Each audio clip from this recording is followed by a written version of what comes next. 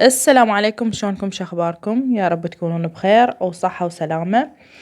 واليوم جيتكم بفيديو جديد، وهنا أنا يا حبايبي أريد أشتي الصالة مالتي. هنا جبت الزولية خليتها بالركن، طبعا الزولية مغسولة ونظيفة، بس شلت الفراشات المدات اللي كانت محطوطة بالأركان. وغسلت الصالة على مود لأن راح أفرش الزولية بيها، وأكيد راح أظل فترة يلا أشيل الزولية. وهنا عزلت هذا أني مخليتها هاي ويا الكنتور الملحق مال الكنتور، بس ماكو مجال بالغرفة، فبقيتها هنا بالصالة بالركين، وخليت بيها المخاد والسجادات والكتب. وهنا بعد ما نظفت الصالة تنظيفة زينة وخليتها تلمع لمع، راح أفرش الزولية وأفرشها الفراش الشتوي، أو راح أراويكم. طبعا أني متأخرة كلش بالفراش الشتوي. أنا دائما وكل سنة الشهر 12 يلا أفرش شتوي.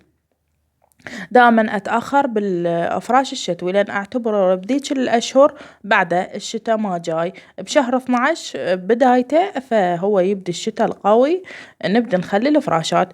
وهنا بعد ما فرشت الفراشات صار عندي ذاك الفراغ بالركن إذا تشوفوه هذا. راح أرجع شوية الزولية أدنيها. وهنا أنا بعد ما الزولية خليتها صارت على الركن وفرشت هذا الفراش، وشوفوا شلون شكلها طلع. أنا برأيي الفراش الشتوي دائما يطلع المكان مرتب وحلو، بس بالصيف ما نقدر نخليه هيج فراشات لأن الجو حار.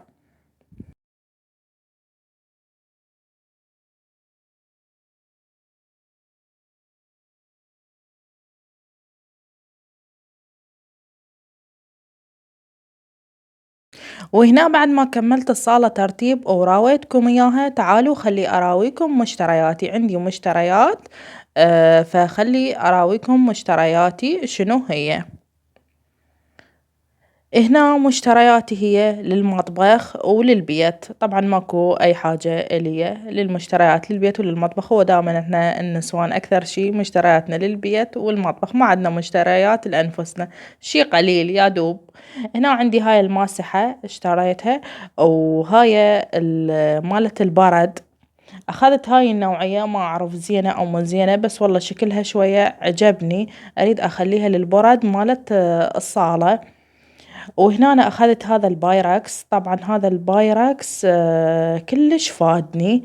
أنا استخدمته وشويت بيه، ويمكن الفيديو السابق اللي نزل بالقناة كنت شاوية بيه. الفافون مالته كلش حلو، وبحيث ما يلتصق بيه أي شي، وحتى لو صار بيه حرق بس تنقع مي يروح الحروق كله مالته. وهنا أخذت هاي المبراشة، طبعا هاي أنجح مبراشة بالعالم، هي هاي النوعية، نوعيتها خفيفة وناجحة كلش. من فترة صار لي أدور عليها بس لقيتها وأخيرا. وهنا أخذت هاي السفر الجاهزة اللي استخدام واحد. أخذت هذا الحجم، هذا الحجم الكبير حتى أبقى فترة بيها. هاي أخذتها ب2000. والبايركس ذاك الفافون هم أخذته ب2000. هنا أنا أخذت هاي طوس اللايلون، أخذت حجمين على ألف، كل اثنين ب1000. أخذت هذين الأحجام ونفس اللون أخذتهن.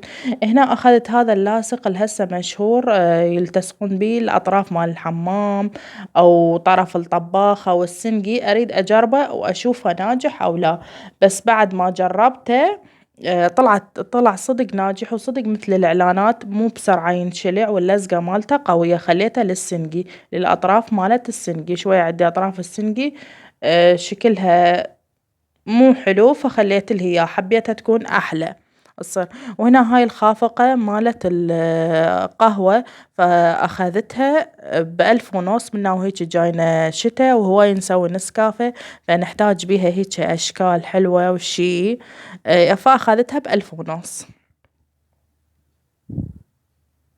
وهنا خلصنا أول علاقة، وتعالوا أراويكم العلاقة الثانية شنو بيها. خلينا نشوف شنو بيها. هنا هذا الكلور أخذته، دائما الكلور نحتاجه هواية بالمطبخ، للزفرة مال البيض والغسل المواعين، حتى زفرة السمك ما تروح والله لا ما كلور بالتوغيفة.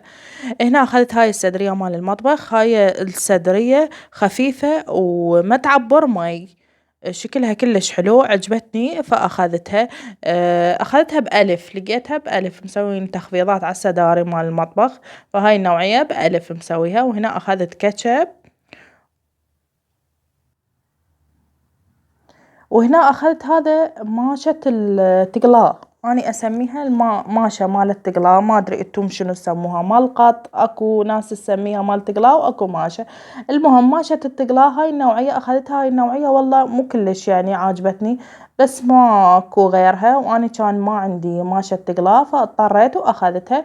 قلت يلا اللي عجبتني أبقيها واللي ما عجبتني أشتري غيرها. أخذتها ب1000 دينار. مع السلامة حبايبي، وهاي مشترياتي راويتكم إياها وراويتكم ترتيب الصالة، وإن شاء الله يا رب عجبكم الفيديو.